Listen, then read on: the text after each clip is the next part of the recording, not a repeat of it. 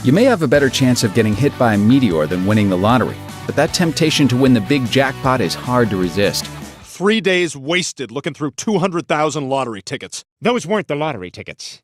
That was a test. These are the lottery tickets. After all, what harm could spending a few dollars do when the right ticket could completely change your life? Well, more than you think. Before you start buying weekly scratch-offs or planning the mansion you'll be buying with your Powerball winnings, here are some lottery secrets you really ought to know. Preying on the poor. States run their lottery programs because they consider it a harmless way to make money. CNN reported that in 2014, the citizens of the 43 states with a lottery spent a whopping $70 billion on it, more than all other forms of entertainment. Which means Americans basically spent more on the lottery than they spent on America. But the spending isn't distributed equally through the classes. North Carolina found the poorest counties had the highest lotto sales. Out of the 20 counties with poverty rates higher than 20%, 18 had lottery sales topping the statewide average of $200 per adult. In other words, poorer people are more likely to spend money on the lotto because it represents a dream to get out of poverty. The government isn't completely innocent in giving poor people this dream either. The lottery has been accused of targeting low-income communities through their advertisements. Can I ask you, if you won all the money, what would you do with it? Bunch of hookers and cocaine. Oh, okay, that's not good. We were hoping for a different answer. A Carnegie Mellon study found that lotteries set off a vicious cycle that not only exploits low-income individuals' desires to escape poverty, but also directly prevents them from improving upon their financial situations. So states may be increasing their money flow, and that's good, but they're doing it by keeping poor people poor. That's not good. Scratch-off blues. People don't just get hooked on the regular pick-your-numbers lottery. Scratch-offs are huge business. A common assumption is that since the payouts are smaller, the chances of winning are better. But no, all lottery chances are objectively horrible. Down to my last lottery ticket. Cherry. Cherry! Mule. Crud. In New York, the scratch-off with the best payoff averages a payout of 88 cents per dollar. This $30 win $1 million a year for life ticket is so good, you'll only lose $3.60 every time you play. That's still a lot better than the Lucky Tripler, a not-so-lucky dollar scratch-off that pays out only 59 cents on the dollar. Most of the scratch-offs in the $1 to $10 range pay off around 61 cents per dollar, making them at least the second worst investment idea ever. Ah, once again, the conservative sandwich-heavy portfolio pays off for the hungry investor. Oh, I'm ruined! The lottery tax. If the government called the lotto by its proper name, sales wouldn't be soaring, because the lottery should be called a tax. For starters, according to a 2002 paper by Professor Ross Rubenstein of Georgia State University, the lottery basically taxes you just for playing.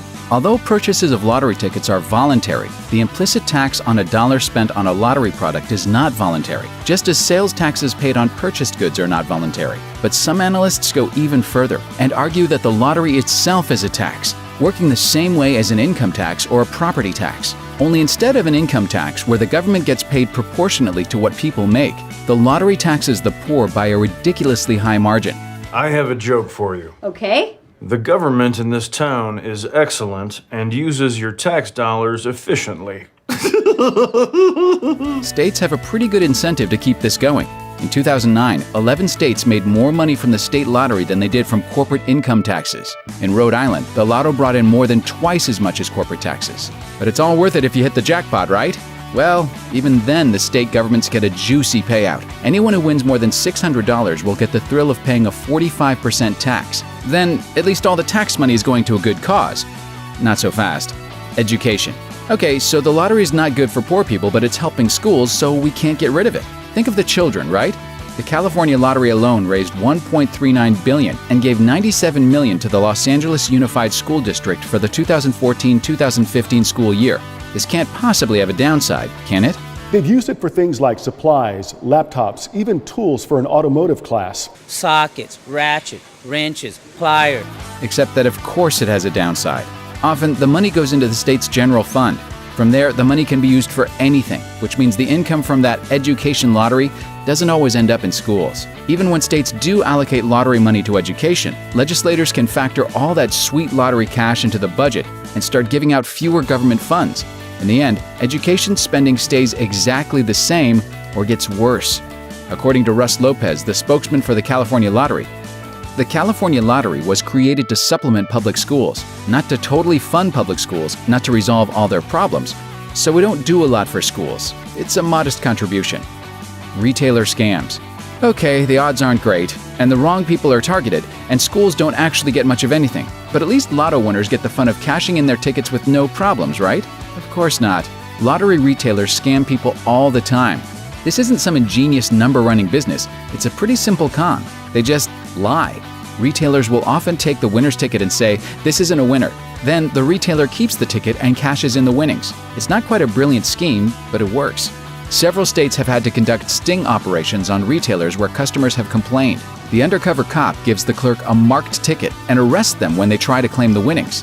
They found the store owner did scam the developmentally disabled woman out of her lottery winnings. Sure, that undercover cop might not get the same bragging rights as the guy who, say, infiltrated a Mexican cartel, but it does curb the rampant scamming. Winning to lose.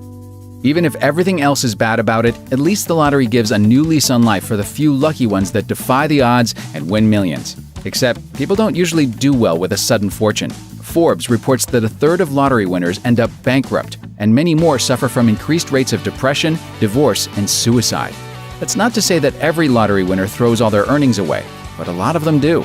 Billy Bob Harrell Jr. is a particularly sad example of winning gone wrong. Harrell won $31 million, and only 20 months later he was broke and divorced and eventually killed himself. Before he died, he said, "Winning the lottery is the worst thing that ever happened to me." Man, the lottery sucks. If you want to feel like a winner, there's a much better option out there. Make sure the mushroom's on top, and put it in the hole, and just wait. Jackpot! Thanks for watching. Click the grunge icon to subscribe to our YouTube channel. Plus, check out all this cool stuff we know you'll love too.